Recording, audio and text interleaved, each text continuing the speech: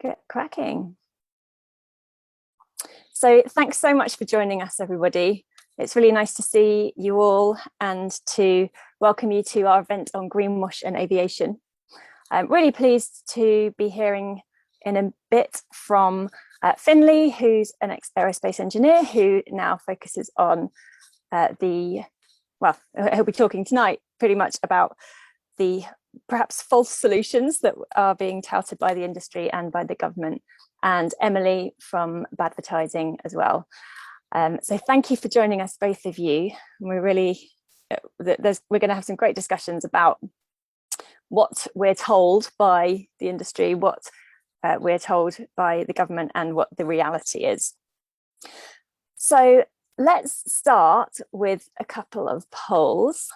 I'm going to ask some questions here. So these are just light, entertaining, interesting, just to see what your knowledge already is, or some of your opinions. So the first question is, what does SAF stand for? SAF. So that should appear on your screens just now. 3 options. We'll give you about 10 seconds or so to answer that. Cast your votes now. So what does SAF stand for? Single airline flight, sensible aviation feature, or sustainable aviation fuel?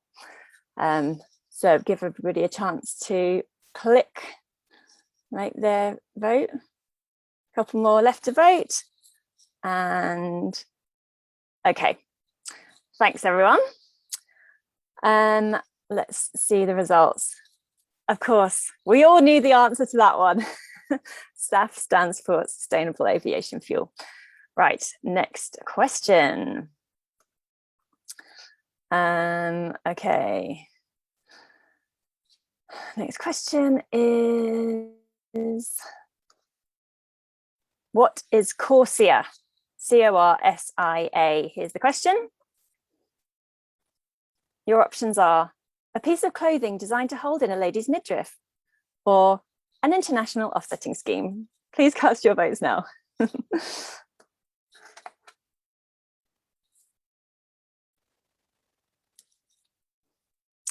Okay. Right, nearly everyone's made the click. So just a couple more, you can make your votes. And I don't think you really need me to show you what the results are here. Yeah, it is, of course, an international offsetting scheme. Well done, everybody, for making that choice. Okay, next question. We are looking at, it is, what are most biofuels made from? Palm oil, landfill waste, reused cooking oil. I should actually have added an option there for all of the above. But that's just, you can pick one of those. You can pick one of those and see what you think.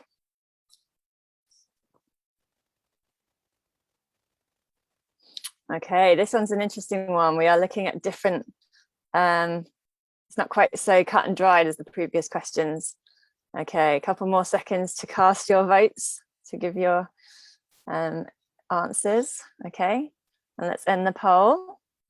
Okay, most people chose palm oil. So these are the results that you picked. Most people said palm oil, some landfill waste, and a few more for reused cooking oil. Interesting. Okay, 4th question. So we've got 5 questions in total. So 4th question is, industry and government says that using SAFs can reduce emissions by 80%. Oh, sorry, I mistyped. But how much aviation fuel is currently sustainable aviation fuel? So how much do we use? 100%, 10%, 1%, or 0.01%? Please cast your votes now. Please cast your votes now. Okay, just a few more seconds for those of you who are thinking about it. And the options 100%, 10%, 1%, or 0.01%. Okay. Right, end the poll. Well done, everybody. The answer is 0.01%, and that's what most of you selected. So just over half of you knew or suspected that SAF, the sustainable aviation fuel, which, by the way, we will come to discover this evening that it's not really appropriate to call it sustainable. I'm sure Finley will share his thoughts on that and his knowledge on that. But yeah, we're currently using 0.01%, not very much at all. And the final question now. The final question is, true or false? Carbon offsetting can remove the emissions from my flight. Here we go. True or false? Carbon offsetting can remove the emissions from my flight. Off you go. Cast your votes, please. Okay. So most people have voted. Just a couple more seconds on this one. And unsurprisingly, everybody has said false. And I'm just going to open it to our two speakers just quickly. If you can give, it would be really interesting to hear like a kind of a 1-line or a 2-line answer, or a summary of why carbon offsetting cannot remove the emissions from your flight. So Emily, do you want to just give us just a quick summary of why that's the case?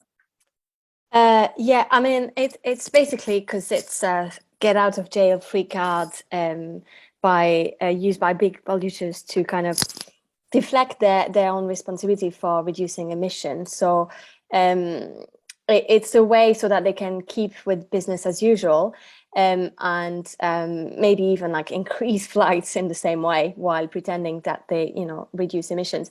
And I mean, the schemes in itself, in a, kind of very short answer, they've been accused by various like NGOs, but even now more like even carbon trading bodies and UN institution of not offering credible mitigation solution to the climate crisis. And in many cases, they have been found not to work at all, and sometimes even increasing emissions. So yeah, it's a very dodgy solution to tackle the climate crisis. Thanks, Emily. And Finley, can we have your short and snappy summary of why carbon offsetting isn't the answer? Yeah, well, I think you can either do it two ways, like industrially using machine or by growing trees. And we don't really have enough space on the planet for that many trees. We need to reforest anyway. And the technology for removing it industrially isn't available yet. So yeah, it's also way too cheap compared to the actual cost of removing carbon. Great. Okay, thank you. Right, we're actually going to stick with you, Finley, because we're going to now move on to our speaker section, where I will ask a few questions of you, Finley, and then we'll come on to you, Emily, to ask a few questions. And then, audience, you are free to ask as many questions as you like, or as we can fit into 30 minutes or 25 minutes to our two speakers. So if you're thinking about things that you want to ask, just pop them in the comments. You can pop them in the chat box throughout the session. And then after we've finished this next section, we'll move to those questions, okay? So, Finley, could you just start by introducing yourself and saying a bit about the work that you used to do and the work that you're now doing? Yes, so I'm Finley Asher. I was an aircraft engine designer at Rolls-Royce. Rolls-Royce is the second biggest aircraft engine manufacturer in the world, based in the UK. And I was designing future aircraft engines for future aircraft, like Boeing and Airbus aircraft, looking at the 2020s and 2030s, how we get like the next step change in efficiency. And I quit my job about 1.5 years ago to campaign on, particularly around aviation. I think that we need more regulations for aviation. There's a lot of sort of misunderstanding around technology will save us. And having worked on the technology, I got very frustrated by lack of policies. So I'm now working on that. I've got a YouTube channel called Green Sky Thinking, which explains some of the technology issues, which we'll discuss today if you want more more detail on that, you can go to my YouTube channel. And also run this group called Safe Landing, which is for climate concerned aviation workers that are really concerned about the impact of the industry. We want our industry to tell the truth about its impact and about what needs to be done. And also we think that is the safe thing for jobs in terms of a secure, sustainable future of employment. We want the strategy of the industry to be based on science. So yeah, that's me.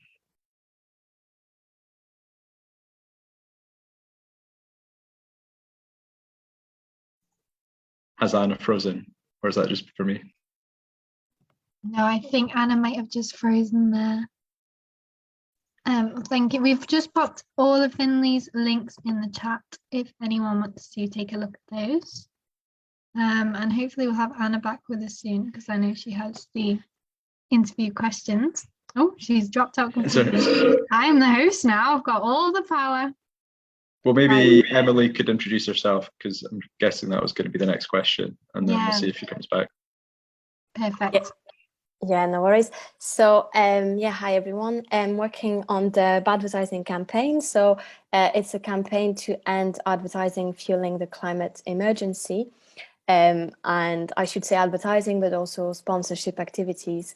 And so we're mainly looking at three forms of advertising. So advertising by car manufacturers, airlines, and fossil fuel companies. And so we have different ways of campaigning to kind of end this advertising.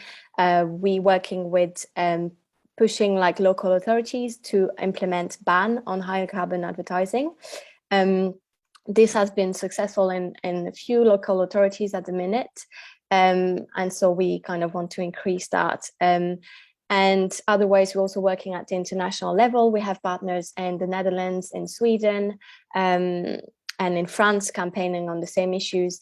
And there's also a European citizen initiative at the minute demanding a ban on fossil advertising and sponsorship.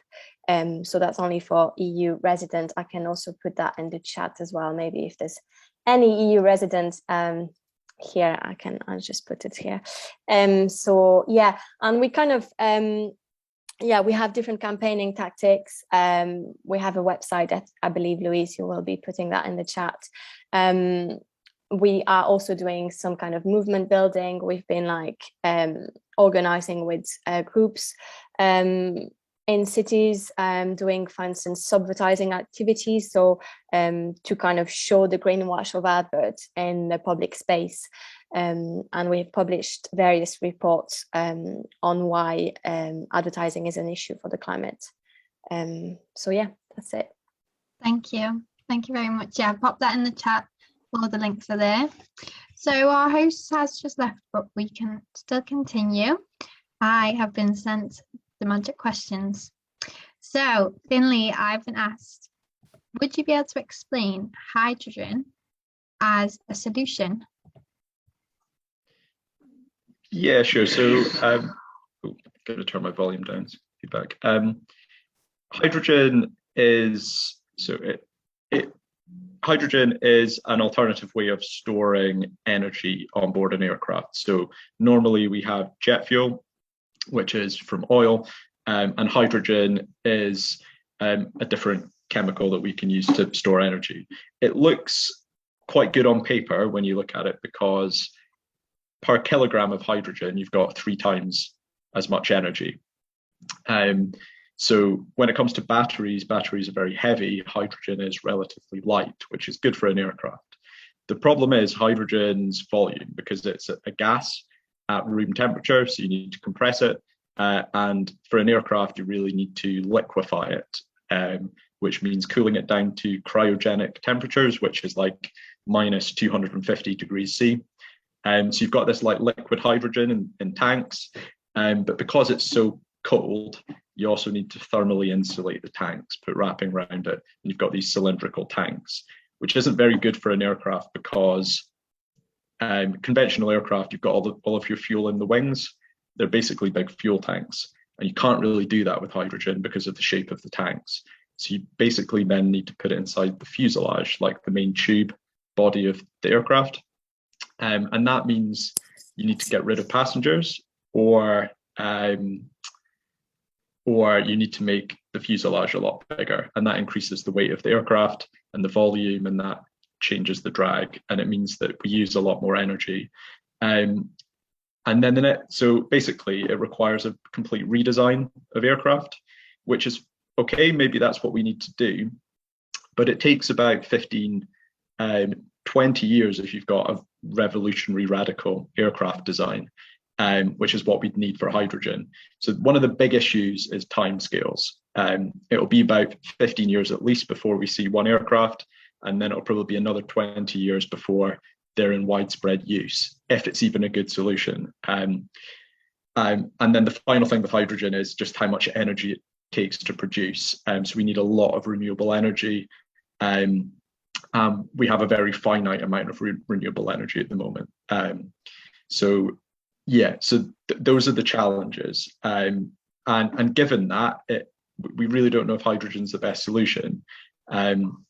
There's kind of a good case to be said that maybe we need to pause airport expansion until we understand to what extent hydrogen aircraft will play a role, and then we might need to redesign airports for those.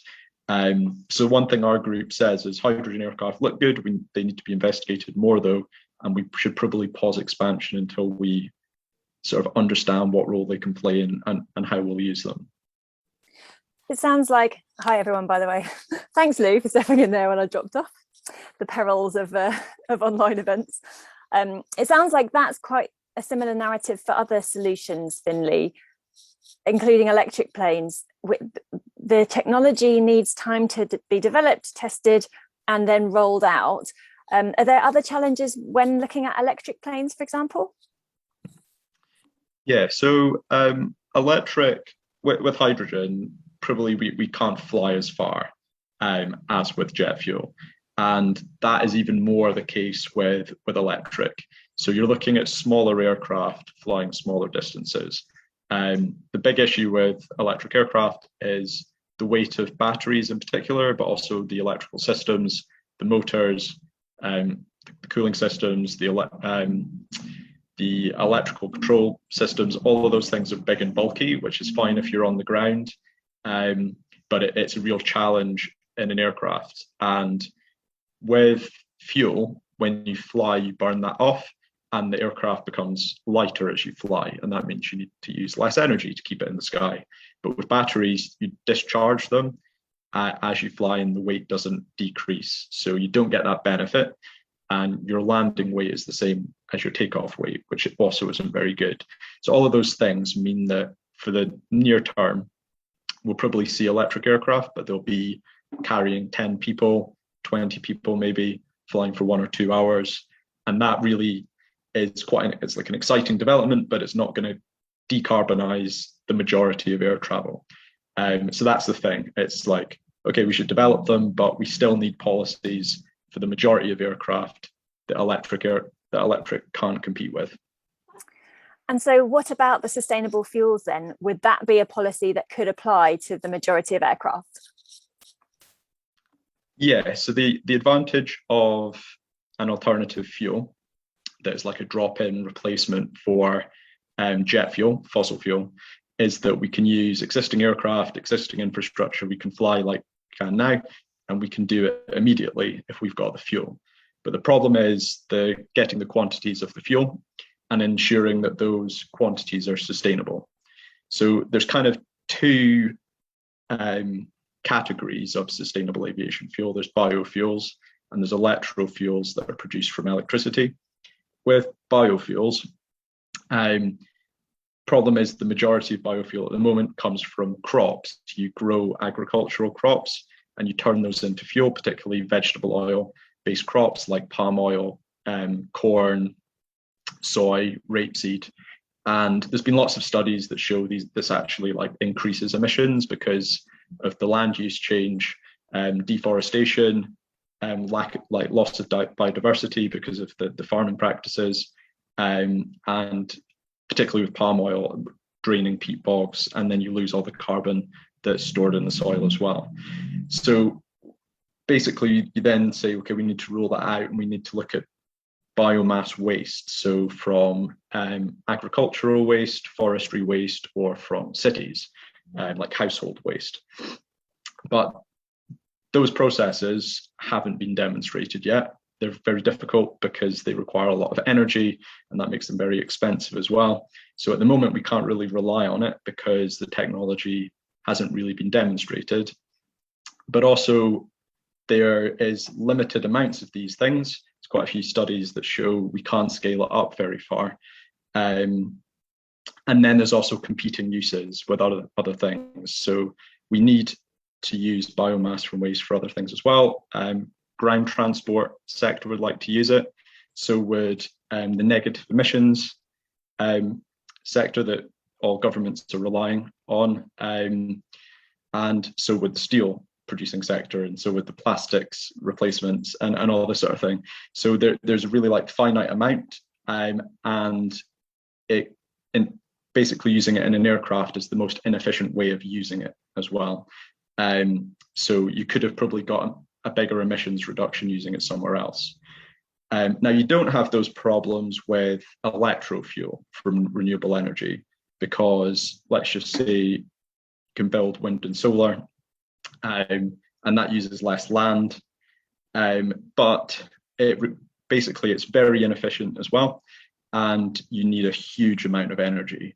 So you'd basically need, effectively like in the UK, you'd need all of our electricity supply right now to produce our jet fuel, or 2 or 3 times our current renewable energy capacity. So we obviously need that energy for other things as well. We need to decarbonize our grid, road transport, or have more electric cars, public transport, electric heat pumps in our homes, and there's lots of competing uses for renewables as well.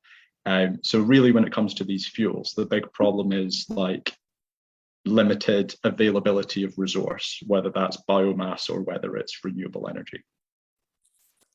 Thanks, Finlay. That was a really, really helpful, succinct summary of all the technology solutions and potentially problems with them. So thanks for that overview. And as you mentioned at the beginning, a lot of this material is on your website, isn't it, and on your YouTube channel. So we put the links for those things in the chat box. So that's Finlay's website, Safe Landing, and YouTube channel. You've got plenty of videos. In fact, one of the videos was I saw that you were interviewed recently, slightly different to this topic, but interviewed recently on Scottish TV, asking about what was it? I've lost my little document now. Is it Scotland? Oh yeah, should the UK ban domestic mainland flights? That was the question. Very interesting. What was your short answer? I know we're slightly off topic now. So yeah, this was a panel debate I had with the head of Loganair, which is the biggest airline in the UK, and I was suggesting that we should, in mainland UK, so not to islands, we should just like ban short haul flights for the time being, because we don't yet have the replacements, and it's obviously more efficient at shorter distances going by ground. Wow, I bet Loganair boss didn't like that. So for those of you who are watching, you can hear more from Finlay and watch that particular video if you're interested in that topic on the YouTube channel.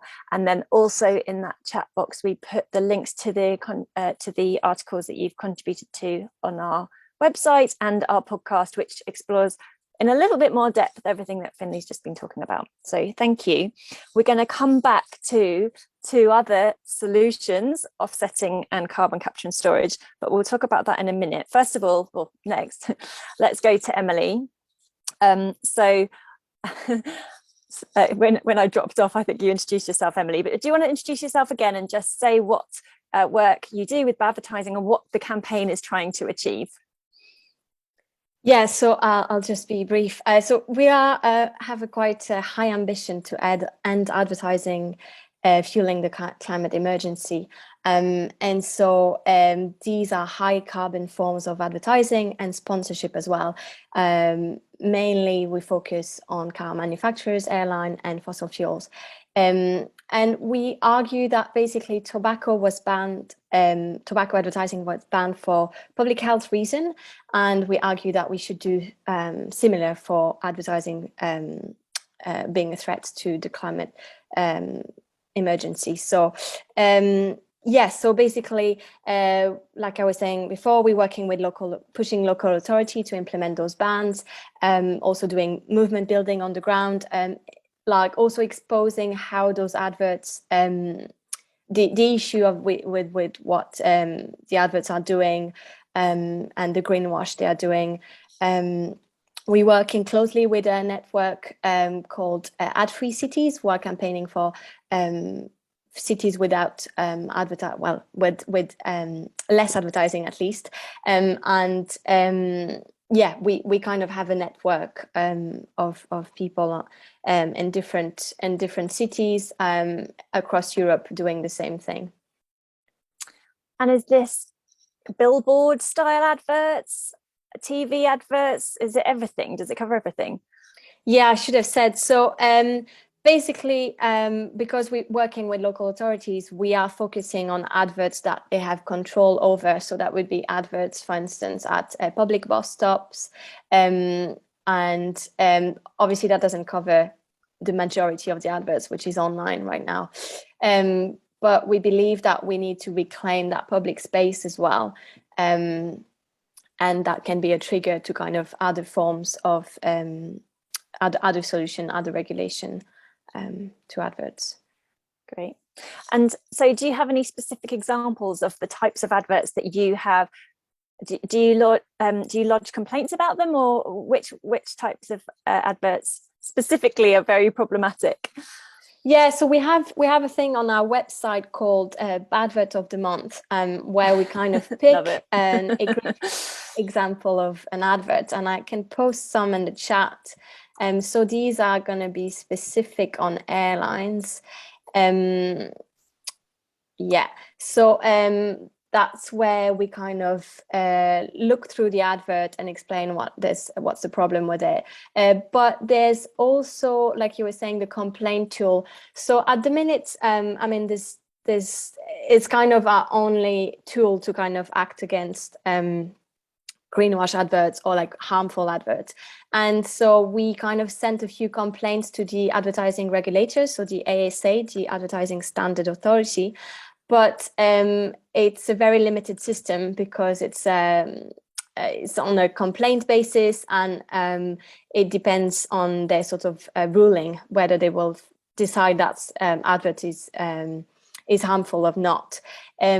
So I can talk about an example that's related to advertising, airline advertising. So there's a recent.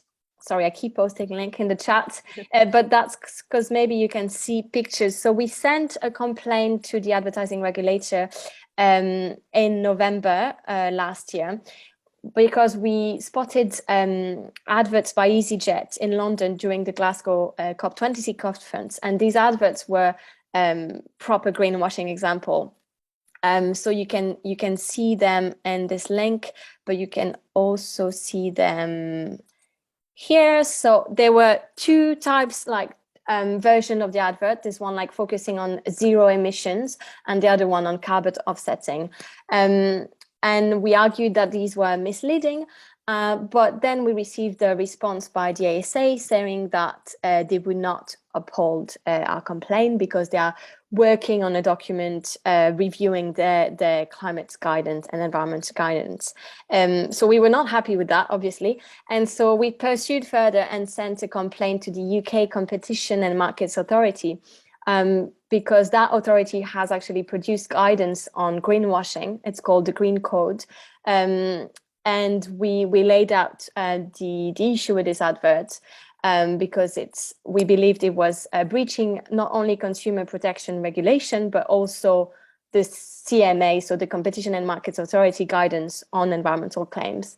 So we are waiting to hear from them about that. So yeah, watch this space.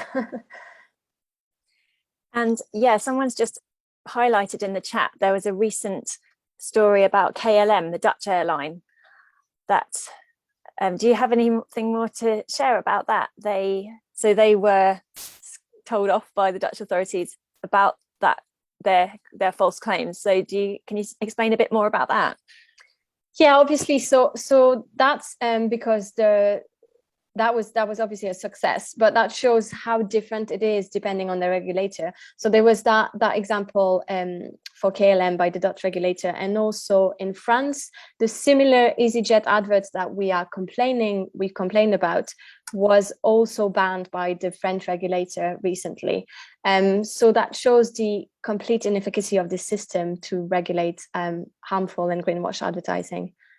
Because what was the wording on the EasyJet ones? So there were two versions of adverts. I don't know if it's useful, like share my screen maybe. So one of the adverts was destination zero emissions, and the other one was set off and will offset. But there's so many issues with those adverts that we laid out in the blogs, because it's also how the advert was showing EasyJet on a green font, and kind of it's very tricky and very clever by the company, the way they portray themselves. Yeah, it is very clever, isn't it? And I mean, it kind of makes you think, well, how do they get away with it? And you think, okay, well, is this because it's because they're appealing to an audience and a market who care about the environment enough to be aware of green issues or sustainability? So if a company can use that word, sustainable or carbon neutral or whatever these buzzwords are going around now, that then encourages the consumer to think that it's sorted, that their emissions are in hand, they've been taken into account, because essentially we don't want to give up our high carbon lifestyles. So do you think that's part of it, that the airlines are really in quite an underhand way, or perhaps not even an underhand way, in a very overt way, they're taking advantage of that human aspect of it, where they're saying what we want to hear, which is that we can fly carbon neutral, we don't need to worry about it, excellent, let's carry on? Yeah, massively. That was a key concern raised in our complaint. Not only that the technologies they were showing were not putting forward were not going to reduce emission or do what they were saying they would do, but also that it would make people like fly under a false impression of environmental sustainability. So even concerned citizen would think that maybe, oh, well, I don't need to care so much about my flying because it's taken care of by the company.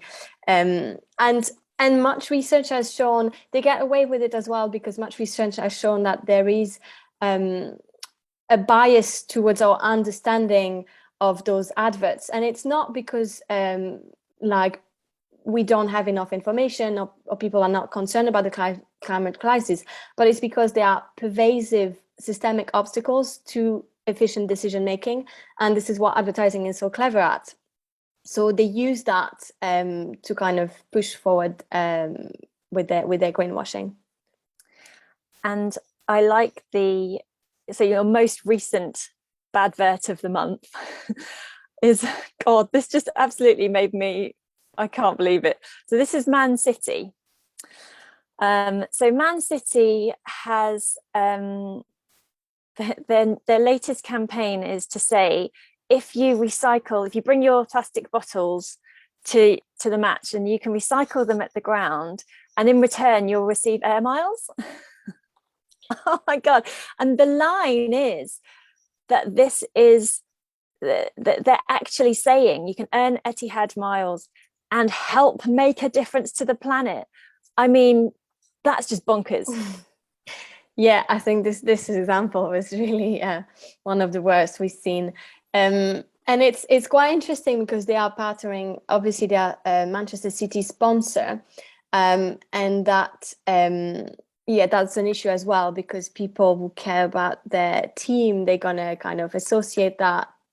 Well, they will have a good image of Etihad this way. So, but yeah, it's a really it's a crazy one. And looking at Etihad's strategy is quite interesting because they're pushing for like green consumer choices. they're going full on with like, oh, we are sustainable because you can buy bamboo toothbrush on our aircraft. Yeah, so it really shows how they're using that kind of trick of sustainability. And yeah, and it's very misleading. I mean, we had some survey information sent to us recently which asked questions of consumers and said, can you rank these measures in order of what you think is going to help reduce emissions from aviation? And the results were, most people said that sustainable aviation fuels would be the number one thing to reduce emissions. Then it was more fuel efficient aircraft. Then it was zero emission aircraft. Then carbon offsetting came in the middle. Then we had recycling, improving efficiency, increasing taxation. And at the very, very bottom, the thing that people chose as the thing that would be least likely to reduce emissions from aviation was encouraging people to fly less. Now, of course, as campaigners and as people involved in this side of things, we know that that's kind of flipped on its head. That's the very opposite of what's actually going to help. So what will actually help reduce emissions from aviation is encouraging people to fly less, and probably the sustainable aviation fuels that most people chose as the effective part, that is negligible. And as Finlay explained earlier or alluded to, some sustainable aviation fuels are on balance more carbon intensive than even kerosene. So it kind of feels like this is our perception, and that's certainly perpetuated by these things that the industry is telling us, these adverts that we're seeing, which is quite worrying, isn't it, when it comes to behaviour change? Of course, Flight Free UK is a behaviour change organisation, and we want people to choose and make those choices. But faced with all this, it's a real challenge. My final question to you, Emily, is about the tobacco industry, in fact, because you mentioned it earlier as an example of how advertising can be used in a spurious way, and as we don't advertise tobacco anymore. I mean, if you look at some of the old tobacco adverts, they're scary. They use pregnant women to advertise smoking. I mean, it's just, you couldn't imagine it now. So can you draw any parallels between the tobacco industry and the fossil fuel lobby? Yeah, so I mean, obviously both companies, they cause damage to like the consumer, and obviously the citizens themselves, and they benefit from the sort of way they kind of hook their customers, really, and they kind of they spread doubt through different campaigns, because once the tobacco industry found out that people realized it wasn't as inoffensive as it was, they began to kind of set programs with like doctors, and kind of manipulate the idea of like media balance to cast enough doubt on the research, to keep like debate open. They build link with researchers and stuff. So that's a similar strategy that we've seen with the fossil fuel industry, because they kind of were funding a climate denier think tank, pushing for media misinformation, using social media a lot to spread doubt. They have this so-called strategy of manufacturer of doubt, and advertising and sponsorship was useful for the tobacco industry, and this is why it was campaigned against, and very successfully. So we believe that we should do the same with high carbon companies. It's really important that we don't let them keep their, what we call, as the jargon is, keep their social license to operate, because they kind of show themselves as good companies, and that's really problematic. Yeah, okay. So let's take a little sidestep now. So currently there's a government consultation open on the Jet Zero plans. Now, this is something that the government consulted on last year, and there's another further consultation open now, which is asking people to comment on what they're calling Jet Zero, which is the strategy for moving to net zero by 2050. Now, it heavily relies on the things that Finley debunked earlier. So things like SAF, sustainable fuels, things like the technology solutions that are in development, also including offsetting and carbon capture and storage, and perhaps relying a bit more heavily on carbon capture and storage than previous plans had. I don't know, Finley, if you want to come in here and explain a bit about perhaps about the carbon capture storage side of things. Yeah, sure. So yeah, our group responded to the Jet Zero consultation and really emphasised our concerns around the fact that there's different pathways in there with different types of technology, but there's no pathways that have less flying, less jet fuel use, and less air miles. So there's nothing that we can kind of compare it to and then do some sort of analysis on it and say, oh, actually, there's value for money here, and there's a higher likelihood of actually reducing emissions and hitting our targets with this. So yeah, they're very reliant on these technologies, a lot of them which haven't been proven or demonstrated. But also, as you're saying, they're reliant on us emitting now and then recapturing emissions in the future. So that process is called carbon capture and storage. It can also be called negative emissions technology or carbon dioxide removal. And part of, I think, the reason for all these different names is to confuse people as well. And most people haven't heard of this, but it's very important. In the IPCC's report that was out a couple of weeks ago, there's a big reliance on these negative emissions technologies. And it's a bit like making the alternative fuels. You basically either need to grow biomass, plants, trees, etc., combust them to make energy, but then you capture the carbon in the exhaust, you store it back underground, or you have renewable energy powering direct air capture plants, which are like big air conditioning units that suck air in, put them through a chemical contactor and take carbon out of the air, put it back underground. But that's also like very energy intensive, because even though there's more carbon in the air than there was 200 years ago, it's still 400 parts per million. So it's a very small amount of carbon. So you need lots of air. And then once you capture the carbon, you need to heat it up, and that takes lots of energy to release the carbon again so you can store it.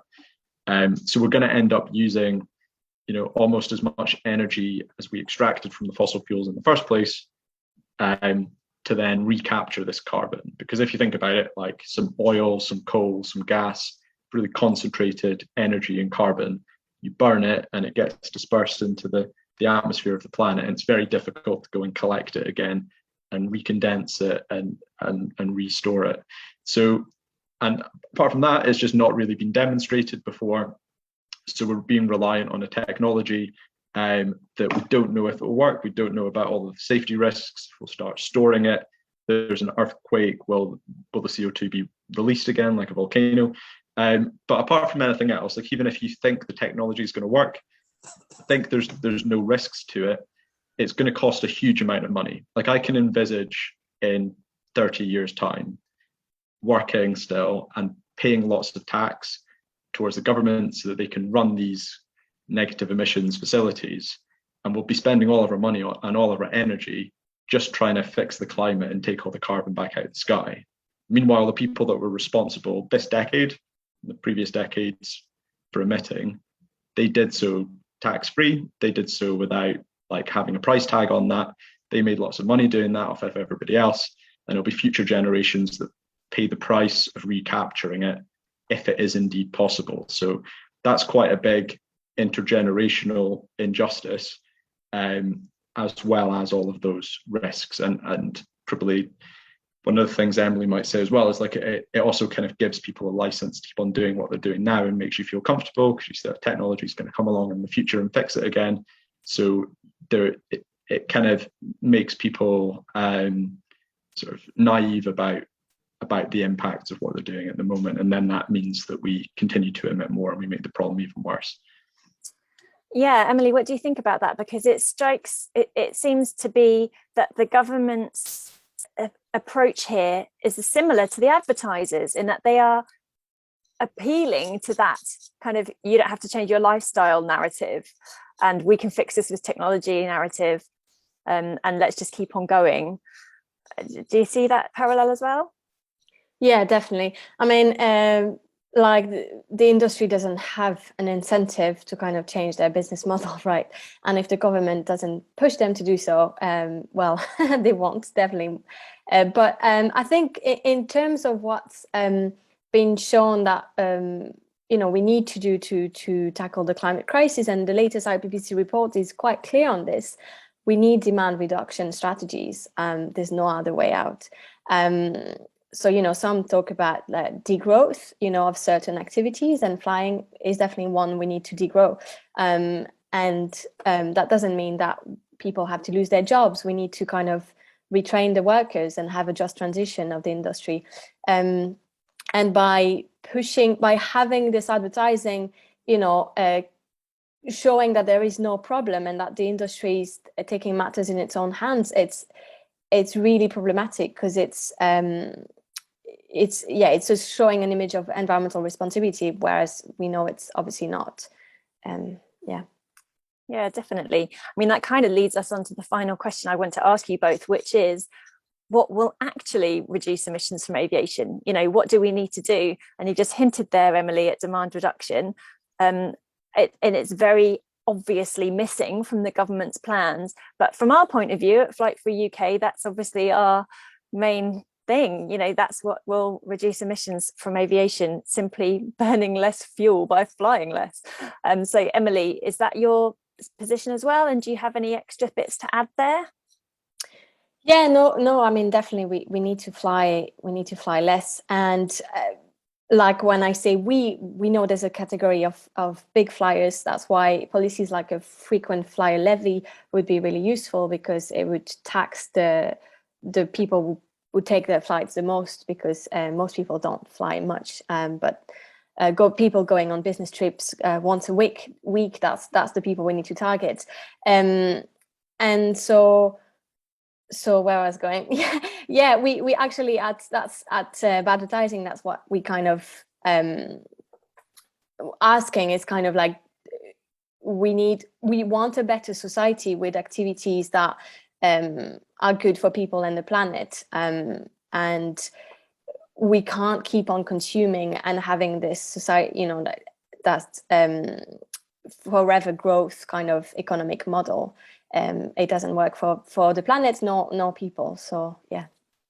Yeah, and just before I bring in Finlay to answer that question as well, I'll just say, you mentioned business flyers, Emily. Well, in terms of the statistics, actually the majority of flights are for leisure. So business flights make up 10% of the flights we take from the UK, international flights from the UK. And that's been quite static for a number of years now. And now, with the technology that we've been forced to embrace because of the pandemic, you would imagine and hope and expect that those business flights would go down even further and stay there. But actually 64% of flights from the UK are for holidays. And from our point of view at Flight Free UK, we see that those are probably the most easy to challenge, given that we can choose where we go on holiday and can't often choose where we are sent by our work. But yeah, I mean, that is a different conversation, but just to illustrate the numbers when it comes to the reasons for us taking flights. Anyway, over to you, Finlay. So please answer our question. How can we really reduce emissions from aviation? Well, so fundamentally, we need to burn less fossil fuel. And so that's using less jet fuel, and that will mean we need to travel less far. So that can be done in a few ways. It's like traveling less frequently, so going on less flights, but also when you go on those flights, if you fly less far, then that will use less emissions. Like one trip to Greece is better than one trip to Australia in terms of emissions, obviously. And also there is things that we could do to technologically to fly slower, but also redesign aircraft and have a better push for technology. But we're not doing those things, and it's because there's a lack of policy. So we don't tax jet fuel, which means it's very cheap. And that means, we can fly across Europe for £10. There's subsidies for aircraft and airlines that mean that it's artificially cheap again. And yeah, we don't price the emissions. So it's not just CO2, it's also non-CO2, like someone said in the chat. And if we actually priced aviation emissions in terms of their environmental damage, that would mean that there would be a suppression of demand, and it would encourage more rapid technology development. So often the industry kind of says, you don't need to tax us or regulate us. We've got this technology coming. But actually, having worked there, the thing that's stopping us working on this stuff is it's just too cheap to burn jet fuel. And yeah, something like a frequent flyer levy would help put that financial burden onto frequent flyers. But it has to be said, like, frequent flyers are the ones that burn all of the jet fuel. So if you tax jet fuel, it would be a kind of frequent flyer levy without you needing to do much else. And it would be a start and quite easy to do. So whereas the frequent flyer levy is a bit more complicated. So yeah, we're missing those key policies, really. And that's what we need to see from government.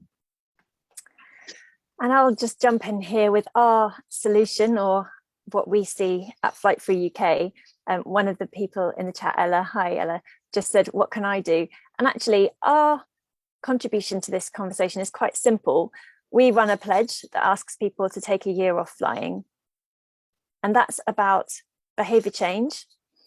We're encouraging people to change their long-term behaviour by taking on a short-term challenge. And it's not just about individual action though. So the solution here, or the action that we're encouraging people to take, doesn't stop at the pledge, it starts with the pledge. So we as individuals are part of the system. In order to change the system, we need these big systemic alterations. We need the tax, we need the government policy. We also need to demonstrate that we demand this through our own actions, and we can. As we all know, historically, movements from the people have ended up changing policy in many areas, voting, universal suffrage, those kinds of things. And that's the aim of Flight Free UK. We want to inspire this social movement, and so we encourage everybody we can, or who can, to sign up to our pledge to take a year off flying, to demonstrate that this is seen as an important action that is appropriate, or an appropriate response to the climate emergency, and that together will put pressure on the government and on industry. We've seen behaviour change like this in countries like Sweden, which is quite advanced in terms of its green action, or green eco-awareness, let's say, especially when it comes to flying. Now, before the pandemic, there was a 9% drop in flight bookings in Sweden internally, 4% overall, including international flights, which is a remarkable statistic when you consider that across every other nation in the Western world, particularly, aviation was on the up, was expanding.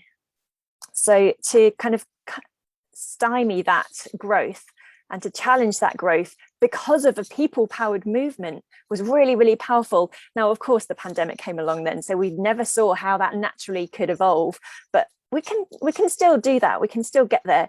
And industry really responded by just saying, like, first of all, this could be a death knell for our industry. What are we going to do about it?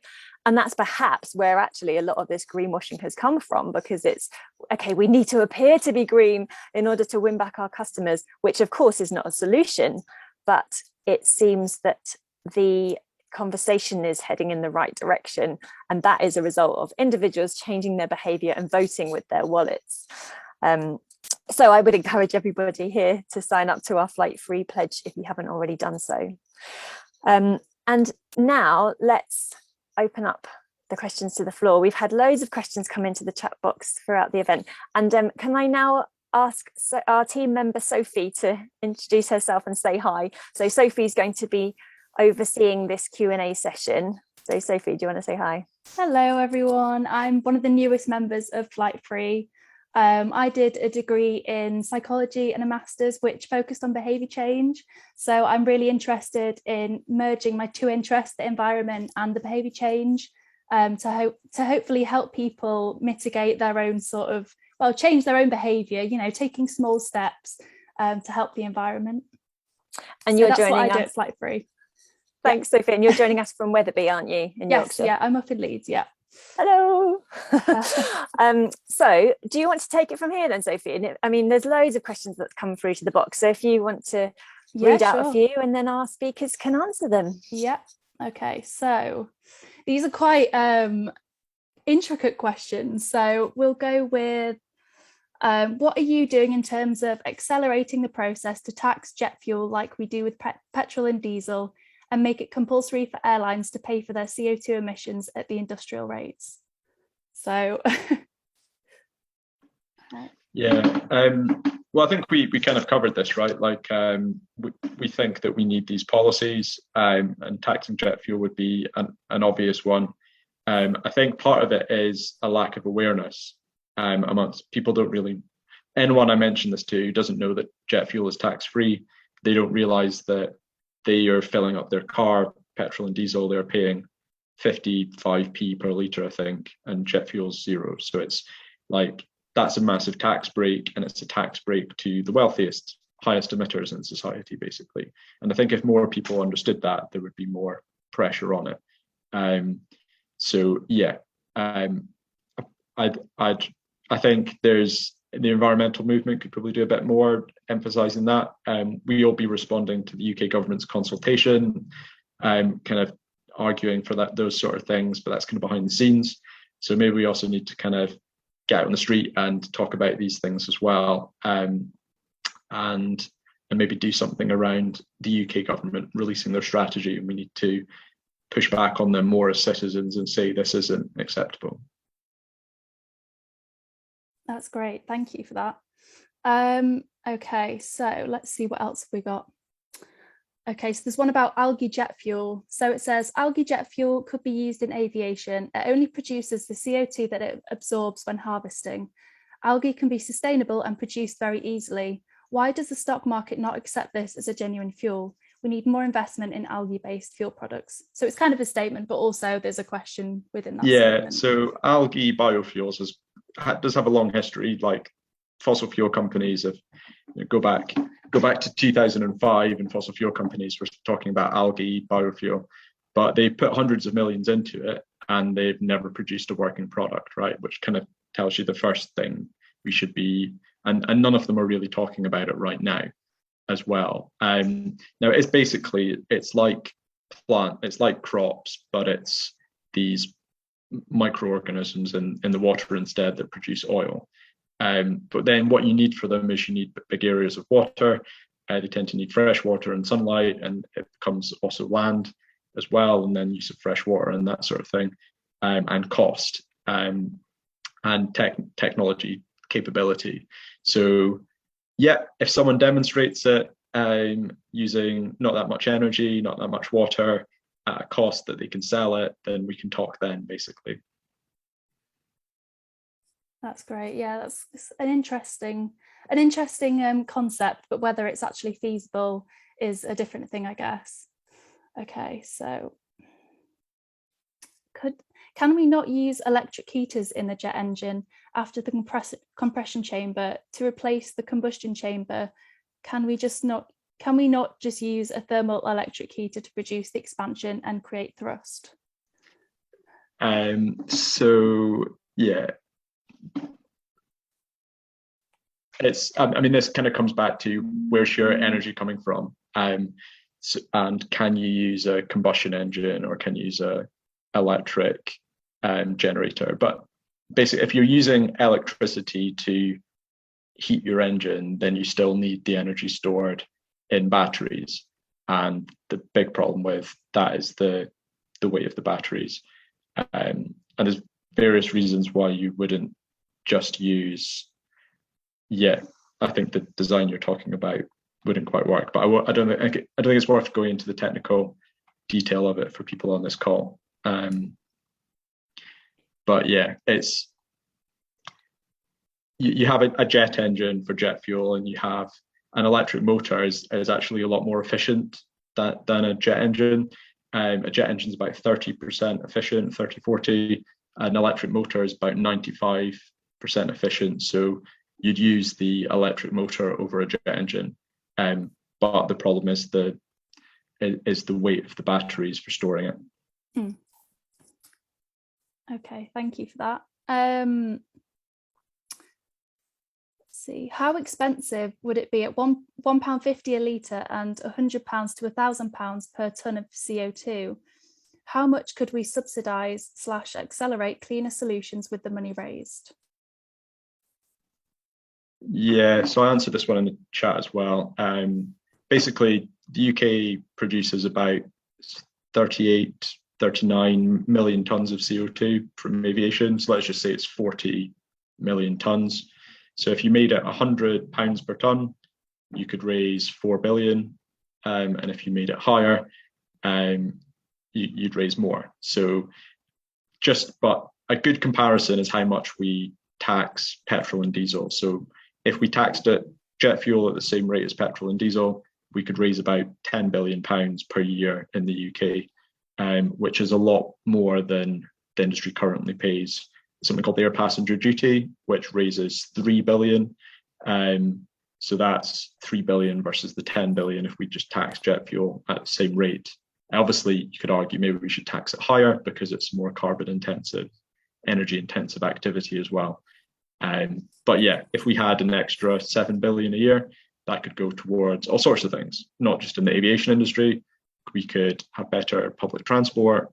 We could have more electric charge points. We could have subsidies for people to insulate their homes or to install heat pumps, etc., or for social care or for the NHS. Right? Could obviously 7 billion could go quite far. It could, yeah.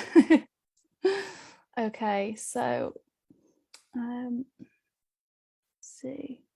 Someone's put, how efficient are airships? Yeah. So an airship is like a blimp, like a balloon, like the what the German one was called that blew up. Hindenburg, was it? So there has been a few sort of companies that have been claiming to develop these airships, which would use very little energy because they float around, but they'd go very slow. So yeah, it could be like a solution for transporting stuff a long distance using very little energy, as long as you don't mind that it would take a long time to get there. And obviously, that's kind of the trade that we're making. We're not even really, with our current aircraft, don't even see airlines don't want to fly 10% slower and have a slightly slower aircraft. So something that goes like 10 times slower, that's the problem. But could be an interesting thing if we had the right regulations in place to really force people to use little energy. Maybe we would have more things like that, but I don't think any of them are very serious at the moment. Yeah, I mean, you might as well get on a train if you can, or there's other means, aren't there? So, but potentially in the future, who knows? Let's see, what else is there? Why is aviation treated so differently from other modes of public transport with tax breaks and higher aspirational status? Emily, do you want to try and answer that one before? I was just aware I'm answering a lot of them. No, I mean, that's you are the technical expert on this. Actually, that's a really good question. But I don't know. I don't have the answer. Well, yeah, I mean, I think part of it is that the UK has positioned itself as an aviation power. Like we make aircraft is made in the UK, or at least parts of Airbus aircraft. We make jet engines. We've got and also the defence sector. We make and sell defence aircraft to other countries, and it's a big export market for us. And you tend to find countries that are with high economic activity, so like the US, China, India, the UK, France, Italy, Spain, and Germany, they all have aviation industries because it's a high value thing. And if you can have people traveling faster, you can do more business, or you can have more tourists, then there is economic activity from that.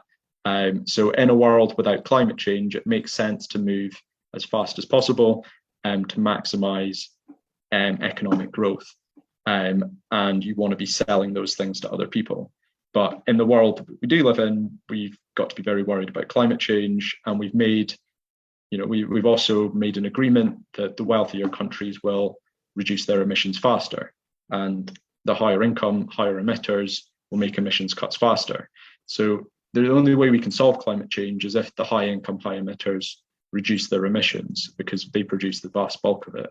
We're no use kind of looking at very low income people that don't even have a car and say you need to cut your emissions by 10% when their footprint is tiny already. We really need the high income, high emitters to change their behavior. So it's very difficult for us as the UK to say to other people, you need to use less coal or whatever, if we're still expanding all of our airports. But I think that, that's why the government doesn't want to focus on it, because it wants to maximize economic value for the UK at the expense of the climate, basically. I'll come in on that one as well, because it is about status and aspiration. In direct response to the taxation question, at the beginning, when the aviation industry was a fledgling industry, the agreement was that the fuel wouldn't be taxed to give the industry a leg up. And that has since given it a complete unfair advantage over other transport modes. And there are campaigns, and more effectively in the EU, to introduce a tax on aviation fuel. But in terms of the aspiration aspect of it, flying, to start with especially, and as was driving, like when cars became more common or were introduced, motor transport, that was the preserve of the rich. If you owned a car, you were a rich, successful person. If you had to get around on a bicycle, you were a poor, unsuccessful person. And the same picture was applied to aviation. So the rich, successful people got to fly around the world. And travel has since then been that aspirational thing that we all want to do. And people who, like the CEOs of these budget airlines, have said for the last 30 years, it's about democratizing travel. And now everybody can access this incredible, desirable part of life. And that has become a dominant narrative. And, any workspace that you're in, any social conversation that you're in, we often talk about our holidays and boast about where we've been.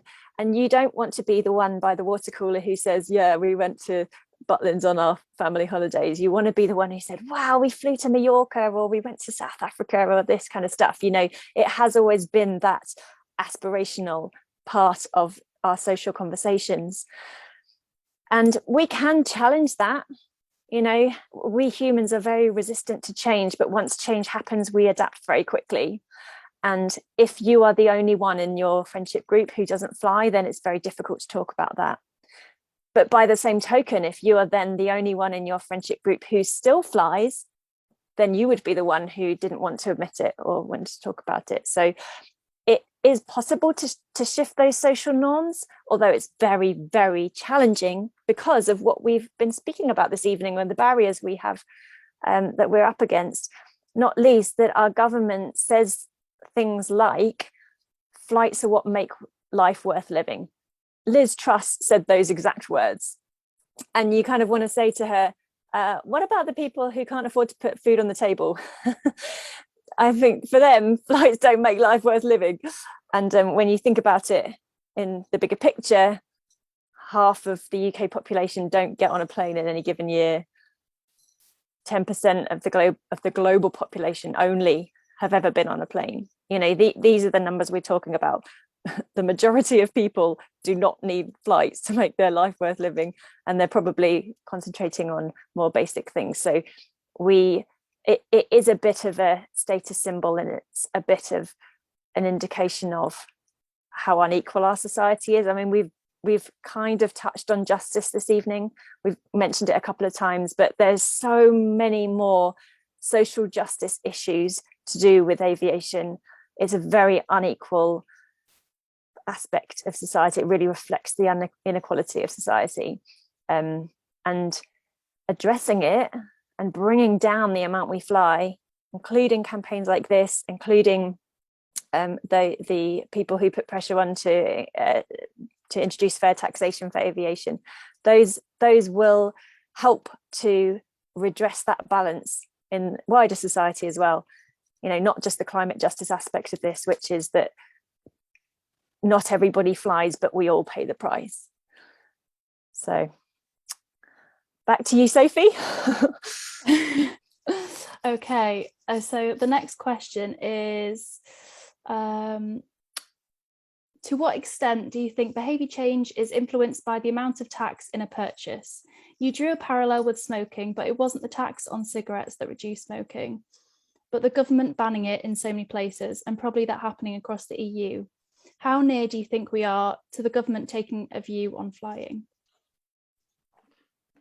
Yeah, well, so I do think that we, as a minimum, we should have like fuel tax and emissions price, because there is a real impact, and that's currently not being paid anywhere close by the people that produce aviation emissions. That said, there's also quite a lot of case kind of evidence that people will pay more and continue to fly, and we don't necessarily have time to tweak about it with economic models and try and nudge behavior. And it would also probably be unfair if we taxed aviation fuel the same all around the world. Obviously, some countries are more reliant on or more isolated than others and less able to pay. So as part of the Paris Agreement, like the rich countries have agreed to do more faster. And there's definitely a case for, the UK already flies more than every other country around the world. So the fact we're expanding all of our airports completely is like a red flag that we are not holding our commitments under the Paris Agreement. So it would make sense to me that we paused airport expansion, certainly, and constrained how much we fly. And I do think like there will need to be a mixture of both capacity limits on airports and airlines, as well as financial measures that for the flights that do take place, that they're paying for the climate impact that they have. So so basically I kind of agree with the sentiment, like you need the economic measure, but then also you probably need something else that literally restricts that thing. And that's the same with electric cars, right? It's not that we're just making petrol and diesel more expensive, it's that in 2030 the government said no more fossil fuel cars after that point. Yep. Okay, thank you for that. Okay, so we just have one more question, do you think, Sophie? Yeah, sure. Yeah? Great. I think that's most of the questions answered anyway, so let's see. I think you might have already sort of answered this, but can offsetting be a good way of mitigating the carbon impact of air travel? Are there any good offsetting schemes? Yeah, so we won't kind of cover the main issues again, but I think maybe one thing is like where you do produce emissions, it is still like better to offset than not to offset, and there are different schemes that are more credible than others. And certainly if you're paying a couple of pounds for something rather than something that's more in the 20, 30, 40 pound mark, it's unlikely to be doing that much good.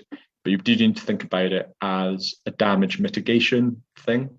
I kind of think about it like if you stab somebody, give them a plaster or a bandage, it's the good thing once you've done that, but like you shouldn't be stabbing them in the first place, right? And it's kind of making a bad situation better, but it's not like resolving it. So that's kind of my view on it, is like if you do fly, then carbon offsetting, you should still do it, but look for a higher quality, credible scheme. And there is actually, you can actually pay for carbon removal, for example, Climate Works, but it's very, very expensive. It will cost you like £800 per tonne. But that's kind of like the real cost. Should we just clarify, Finley, that you don't think that taking a flight is the same as stabbing someone, right? It's an analogy.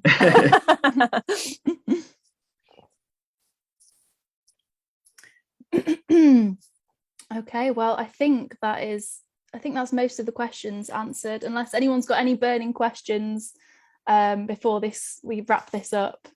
Any burning questions, anyone? I just saw that Mike shared a link in the chat just now, which is a video that we made together of the work that he does. So please take a look at that if you want to. That's on our Vimeo channel as well, and there's plenty of other videos on there as well for you to have a look at as well. Oh, lovely. Gareth, you've raised your hand. Have you got a question? I did have a question. I put it in the chat. It hasn't been answered, but don't worry. I wondered how much of the energy of flight is consumed in the takeoff, and whether one small mitigation would be to have catapults at airports to accelerate the aircraft to takeoff speed, like they have on aircraft carriers. Yeah, I actually did ask this question when I worked at Rolls-Royce. You basically, like the takeoff and climb section of the flight is the most energy intensive, but the vast majority of emissions come from cruise. Still, the cruise is when you're at altitude, and if you like had a catapult system, which they do have for military aircraft, you get a lot of acceleration, but then you'd still need that would quickly run out. So you wouldn't get that much benefit, and you'd be exposing the passengers to like a massive G-force as well in order to get enough energy. So not very practical, basically, although it's kind of a nice idea. And there is other ways of trying to optimize your engine for basically the different phases of flight, and that was something I was working on. So a variable engine that is more efficient in takeoff, and then it switches to a different mode in cruise. So yeah, basically it's kind of a nice idea, but like the practicalities of it are probably more hassle than it's worth. Not to say you'd have to like fit every airport around the world with that equipment. Okay, I think that's a nice idea to end on anyway. Thanks, Gareth, for that question. So it remains for me to say thanks to our team members, Sophie and Lou, for administrating the event, and thanks for asking the questions, Sophie. And thank you so much to Finley and Emily for giving up their time and their expertise. It has been really interesting to hear about your work, and definitely so useful, especially Finley, with your insider knowledge of all this stuff. It's really important to put these things into perspective, and very useful for us to be able to have those arguments at our fingertips. Now, a lot of this information we do share through our campaign. So we have infographics and we have information on our website as linked before. And it's a case of continuing to repeat the information. And as you say, Finley, one fundamental thing, just, the no tax on aviation fuel thing. Lots of people don't know that. Lots of people don't realize the reason why flying is so cheap. So this is our role to push those messages and to try and inform as many people as we can about that stuff. And that's what this event was all part of. So thank you so much to the audience who have attended. This will be on our social media channels as an upload after the event, so you can watch back and share it so other people can access the information. And yeah, please do stay in touch with us. So it's flightfree.co.uk. Finley, do you want to just say your website, Safe Landing? Yeah, it's www.safelanding.org. I'll put it in the chat as well. Thank you. And then Emily, so badverts.org for your organisation. And yeah, we love your badvert of the month. It's really good and a bit tongue-in-cheek and just a great way to engage people. So thank you so much for your work. All right, thank you. And thanks everyone for attending, and good night. Thanks, guys. Thank you, Thanks, everyone. bye.